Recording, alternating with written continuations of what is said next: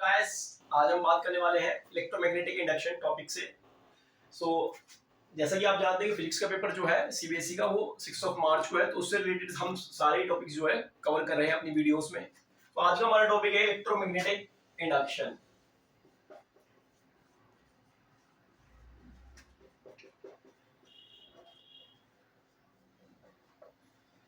Okay, so electromagnetic induction, what is electromagnetic induction? So जैसा हमने पढ़ा प्रीवियसली कि करंट फ्लो करता है किसी कंडक्टिंग वायर में, तो उसके अराउंड मैग्नेटिक फील्ड क्रिएट होता है।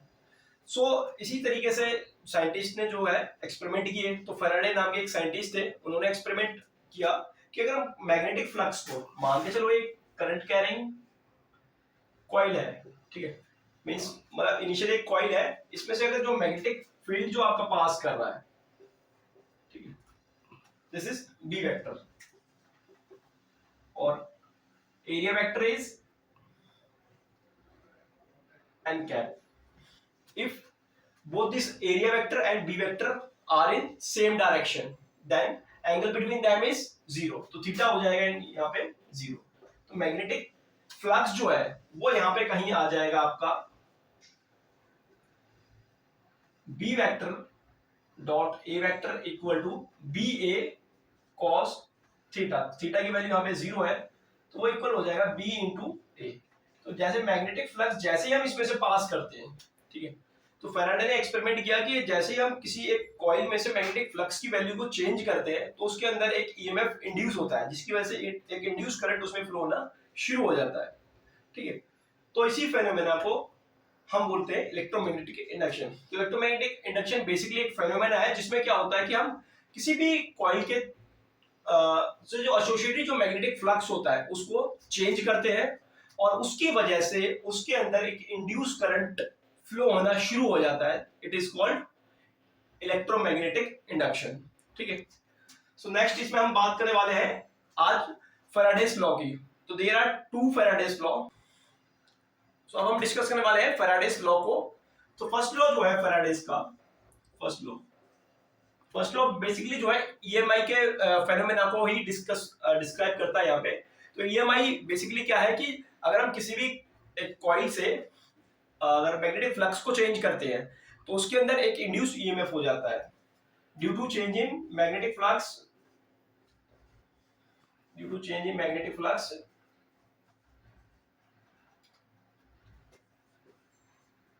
And induced EMF created in coil. Okay, next जो सेकंड लॉ था, सेकंड लॉ आपका थोड़ा सा मॉडिफाई ज्यादा था, ठीक है। तो सेकंड लॉ कहता है कि जितने कम टाइम के अंदर मैग्नेटिक फ्लक्स की वैल्यू को चेंज करेंगे, उतना ही ज्यादा आपका मैग्नेटिक जो इंड्यूस्ड ईएमएफ होगा वो ज्यादा होगा। यानी कि the rate of change of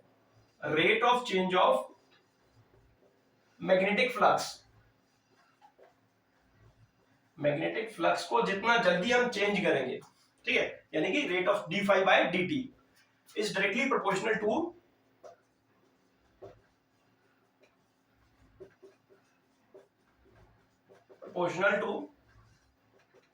induced EMF. Okay, induced EMF के डायरेक्टली प्रोपोर्शनल होता है। यानी कि जितना जल्दी आप मैग्नेटिक फ्लक्स उससे चेंज करते रहोगे जितने कम टाइम में, उतना ही ज्यादा ईएमएफ की वैल्यू जो उसमें इंड्यूस होगी। तो d phi by d t is directly proportional to induced EMF. तो इंड्यूस्ड ईएमएफ को हम माइनस ई से रिप्रेजेंट करते हैं, बिकॉज जो ईएमएफ ये होता है ये अपोजिट डायरेक्शन में क्रिएट होता है। दैट्स व्हाई नेगेटिव साइन यहाँ पे हम लगाते हैं। प्रोपोर्शनलिटी कांस्टेंट आपका आता है यहाँ पे के की वैल्यू जो एसआई सिस्टम में होती है वो 1 होती है। तो हम ये प्रोपोर्शनलिटी को बाद में इक्वल से चेंज कर देते हैं, ठीक है। तो d phi by d t is equal to negative of EMF, ठीक है। ईएमएफ ये जो है इंड्यूस्ड ईएमएफ है। सो नेक्स्ट टॉपिक जो है हमारा वो है Lenz law. So basically Lenz law जो बताता है आपका पोलैरिटी के बारे में बताता है। जो भी इंड्यूस्ड ईएमएफ होता है उसकी पोलैरिटी किस प्रकार की होगी, ठीक है। बेसिकली लेंस ने जो लॉ दिया था, लेंस की स्टेटमेंट थी, according to Lenz law the polarity of induced EMF is such that it opposes the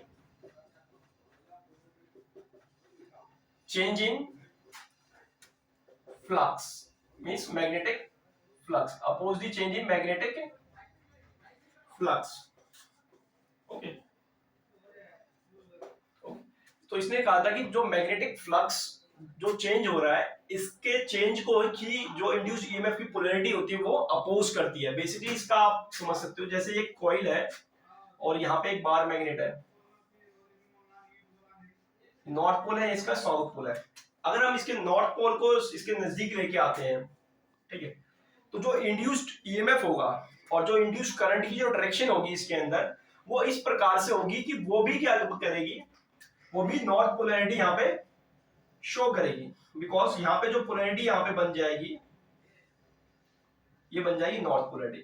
तो जैसे जैसे हम मैग्नेटिक फ्लक्स को चेंज करने के लिए मैग्नेट को नियर लेके आएंगे, वैसे वैसे इसकी भी पोलैरिटी जो है इंड्यूस करंट की वो है, वो आपकी नॉर्थ पोलैरिटी शो करने लगेगी. तो नॉर्थ पोल ये भी है, नॉर्थ पोल ये भी है, तो ये क्या करेंगे, रिपेल करेंगे. यानी कि जो चेंज इन मैग्नेटिक फ्लक्स जो हो रहा है उसको क्या कर रहा है, ये अपोज कर रहा है. ठीक है, by changing the direction of induced current. Okay, but जैसे ही मान के चलिए अगर हम इसको रिवर्स करते हैं, ठीक है, तो करंट की जो डायरेक्शन है, अगर हम इसको मैग्नेट को जो है इससे दूर लेके जाते हैं, तो जो इंड्यूस करंट की जो डायरेक्शन होगी वो भी आपकी क्या हो जाएगी, चेंज हो जाएगी. ठीक है, बिकॉज जैसे जैसे दूर चलते चले जाएंगे वैसे वैसे मैग्नेटिक फ्लक्स की जो वैल्यू है वो जो इससे पास हो रही होगी वो डिक्रीज होती चली जाएगी. ठीक है, तो ये भी क्या करेगा फिर उसको अपोजिट करने के लिए, यानी कि डिक्रीज हो रहा है तो ये चाहेगा कि इंक्रीज हो, इसलिए यहाँ पे ये साउथ पोलैरिटी शो करना शुरू कर देगा और फिर ये मैग्नेट को अट्रैक्ट करना शुरू कर देगा, because south pole north pole को अपनी तरफ अट्रैक्ट करेगा. ठीक है, तो जिसकी वजह से जो है इसकी जो पोलैरिटी है वो हमेशा अपोजिट होगी to the change in magnetic flux. Means magnetic flux अगर इंक्रीज होगा तो नॉर्थ पोलैरिटी शो करेगा, अगर डिक्रीज होगा तो ये साउथ पोलैरिटी होगा. तो यही जो है फेनोमेना लेंस ने एक्सप्लेन किया था कि जो पोलैरिटी जो होती है वो आपकी डिपेंड करती है चेंज इन फ्लक्स का. अगर आपका चेंज इन फ्लक्स अगर इंक्रीज इन ऑर्डर में यानी इंक्रीज हो रहा है चेंज इन फ्लक्स, तो ये नॉर्थ पोलैरिटी शो करेगा, और अगर ये डिक्रीज हो रहा है तो ये साउथ पोलैरिटी शो करेगा. ठीक है, okay, thank you and best of luck for your examinations.